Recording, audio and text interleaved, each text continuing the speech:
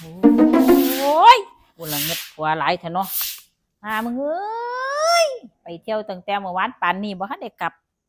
โอ้ยนายคักของกับบ่พากูไปขายเงินกับบ่มีใส่แล้วโอ้ยมาเปิดมาอิ่มเถอะเนาะกูอยากตามือละหลายรอบเถอะเนาะกว่านี่เนาะ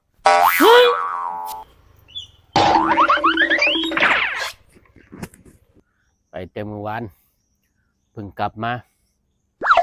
อีเท่าเล่นงานคักมื้อนี่เฮ็ดจังใดนี่เนาะบัดนี้เนาะจังใดสิรอดนะบัดนี้คิด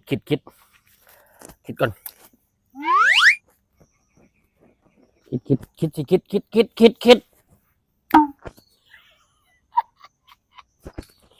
เซ็งโอ้ยมือไหนกับฝนตกสาดใส่จริงเนี่ยฮัลโหลบังเขาหยุดฮัลโหลบังเขาเดี๋ยวคุยเรื่องงานก่อนตอกลงไปเลยตอกลึกตอกหลุมละ2 เซนเอาคุยเรื่องงานอยู่ตอกลงไปเลยหาเบิ้งดีๆเล็กเซนน่ะเอาที่มันมีคุณภาพจะเอาเล็กปอเล็กนั่นมาเด้ไม่ได้มาตรฐานเอาก็ยังว่าคุยเรื่องงานอยู่ตอกลงไปเลยนั่นล่ะความกว้างบังเขาแมนเอาก็ยังว่าคุยเรื่องงานเด้อคนงานมาบ่มื้อนี่บักใดบ่มาไล่ออกไปเลยไล่ออกเลยมันคุยคักเบิ่งกันนะมันต่อฮอดใดนั่นล่ะเฮ็ดดีๆฟุตติ้งเฮ็ดดีๆค่อยถึงบ้านแล้วเดี๋ยวค่อยคุยกันเอาคือบ่เฮ็ดดีๆบอกก็จะคุยธุระอยู่วางซะก่อนคุยกับเมียอยู่นี่วางซะก่อนอีหยังเบิ่งในโทรศัพท์นี่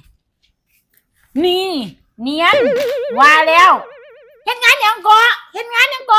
ปลูกบ้านกำลังลงเสาเข็มอยู่เป็นหัวหน้างานได้เท่าขี่นี่เถอะขายข้าวโพดเนี่ยงานมึงอะขายข้าวโพดเอางานพิเศษหัวหมองานพิเศษ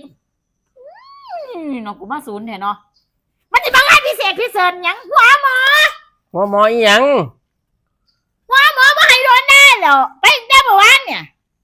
ก็ไปเรียงงานนี่แหละกำลังเดี๋ยวเดินมือเฮิร์นนี่กันลงเสาเอกเสาโทแล้วไปลงเสาเอกซะอีฟ้ามาเดี๋ยวกูวานบุ้ยจะก็บอกไปเอามาคุยเรียงงานพัดจบอยู่บักกองนี่ดิบักกองนี้เนี่ยใส่หน้าผากเนี่ยมันโมเมนต์ผลไม้สักนิดนึงได้นี่เก็บดินี่ย่านบอกฮะไปยังก็สิเข้าบ้านเนาะเข้าบ้านแล้วมันจับเป็นยังรถไปเลยเข้าไปได้เนี่ยเลยเข้าไปทางนี้ได้ยูนบ่ก็เมื่อกี้ก็ไม่กวดขวางอยู่เนาะก็บ่ไปก็สิข้ามไปทางพุ่นนะเดี๋ยวเขาโทรมารับสายแล้วเพราะว่าขี้นี่คอยคุมงานอยู่เด้เฒ่าเดี๋ยวงานเขาบ่แล้วดิมันยังบ่แล้วมัน